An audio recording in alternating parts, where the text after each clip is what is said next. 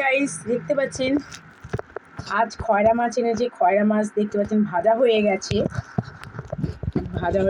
তো এবার আপনাকে ঝালটাও দেখাচ্ছি। ঝালের মধ্যে করেছে আপনার জিরে, ধনে, সর্ষে, লঙ্কা, সমস্ত মশলা দিয়ে করা হয়েছে। সমস্ত দেখতে পাচ্ছেন। এই দেখুন মাছের ঝালটা হচ্ছে।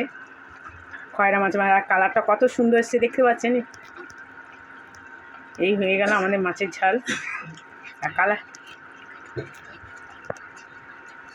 এখন আমার মেয়ের পরীক্ষা চলছে বলে আমি সবটা দেখাতে পারিনি, কেন ওই তো সব করে, যার জন্যে আমি এই যে দেখতে পাচ্ছেন ঝালটা কত সুন্দর, তেলটা ছেড়ে গেছে, মাছের ঝালটা হচ্ছে। একটু ঝোল ঝোল রাখতে হবে। দেখতে পাচ্ছেন খুব ভালো হয়েছে। কালারটা কত সুন্দর এসেছে মাছের ঝালের, খয়রা মাছের। দেখুন ভালো করে দেখুন ঝালটা কত সুন্দর হয়েছে।